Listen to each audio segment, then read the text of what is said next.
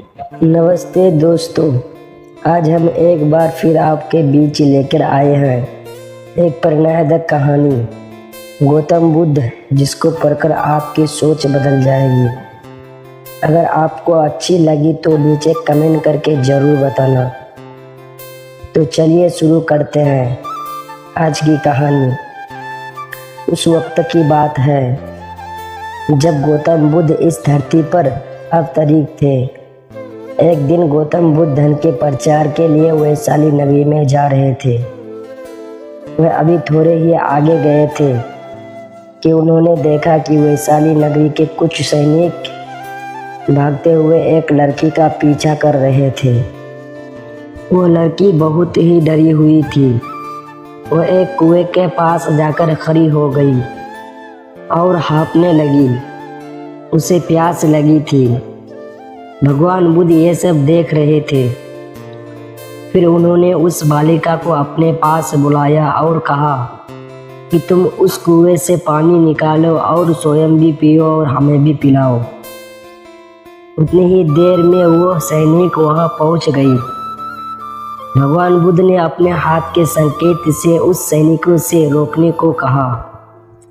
फिर उस बालिका ने गौतम बुद्ध को कहा कि महाराज, मैं तो अछूत हूँ। मैं इस कुएं से पानी निकालूंगी तो जल दूषित हो जाएगा। मैं आपको कैसे पानी पिला सकती हूँ। भगवान बुद्ध ने उसे फिर से कहा, बेटी, मुझे बहुत जोर की प्यास लगी है। पहले तुम मुझे पानी पिलाओ। उसी वक्त वहाँ पर वैशाली नगरी के राजा पहुँच गई।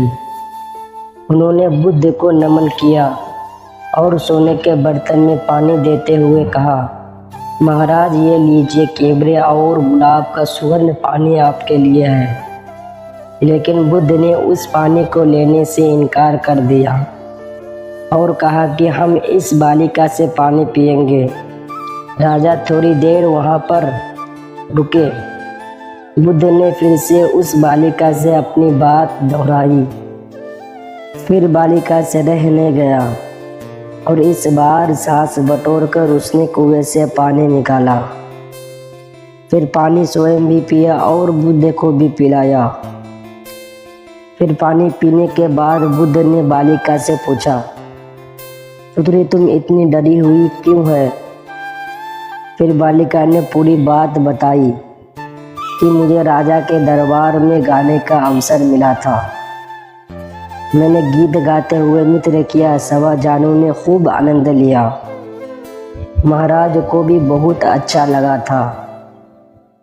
फिर उन्होंने अपनी माला मुझे भेंट की। लेकिन महाराज को किसी ने बताया कि मैं एक अछूत कन्या हूँ। फिर महाराज ने उस कन्या से पूछा कि क्या तुम एक अछूत कन्या है। फिर मैंने बताया कि हाँ, मैं अछूत हूँ।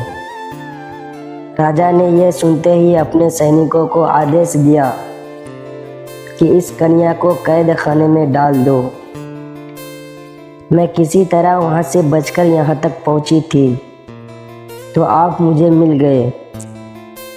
बुद्ध के पास में खड़े उस राजा को कहा कि सुनो राजा, मैं चाहता हूँ कि मेरी इस बात को सदा याद रखे कि किसी भी इंसान की पहचान उसके धर्म या जाति से नहीं पर उसके गुण से और कर्मों से की जाती है।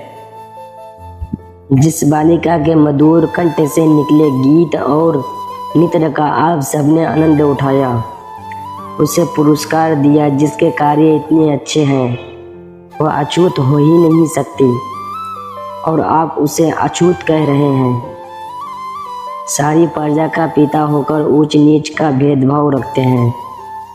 सुनो राजा, यहाँ पर नीची सोच और छोटे कार्य करके अछूत होने का परिचय तो आपने दिया है। इसलिए मेरी नज़रों में वह कन्या नहीं बल्कि आप अछूत हैं। वैशाली नगरी के राजा नरेश को अपने इस कार्य से घृणा होने लगी और बहुत पछतावा हुआ।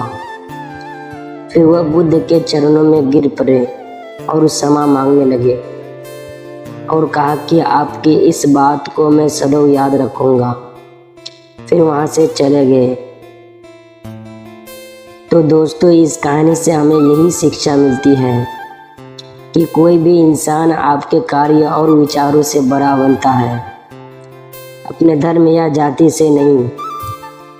ऐसे छोटे विचार रखकर खुद अछूत ना बने, बल्कि ऊंच नीच का भेदभाव भूलकर एक अच्छे मानवताओं का परिचय बने। धन्यवाद।